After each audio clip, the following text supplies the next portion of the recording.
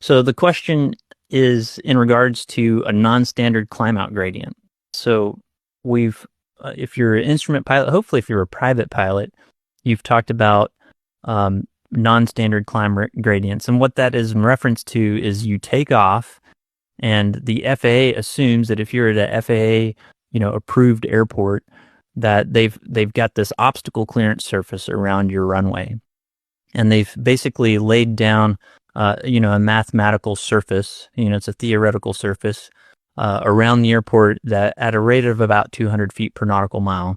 And they make sure that no obstacles penetrate that 200 foot per nautical mile kind of slope all around the airport. Now, occasionally there's an obstacle that would require you to climb at a greater rate than 200 feet per nautical mile. So that's what we would call a non-standard climb gradient. And typically, these non-standard climb gradients come up in the discussion of an instrument departure. So you can imagine you're taking off in really low visibility conditions, and you enter in the weather, and you need to climb faster than 200 feet per nautical mile to avoid terrain, because you can't see the terrain because your instrument your IMC conditions. So since you can't see the terrain, you have to do your best to outclimb it. And so that's why an airport with terrain around it might have a climb gradient of, let's say, 300 feet per nautical mile up to a certain altitude.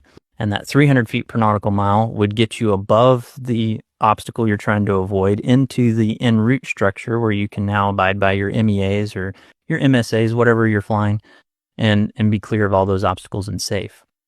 So let's pull up the airport in question is Romeo Alpha Lima. It's Riverside Municipal out in California.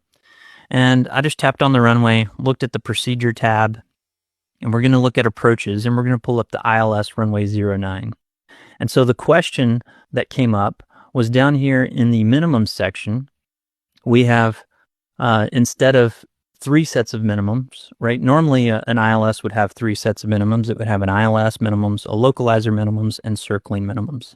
So this one doesn't have 3, it actually has 5. It has 2 ILS minima, 2 localizer minima, and 1 circling minima.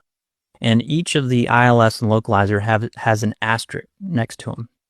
And so the question was, well, what does this asterisk mean?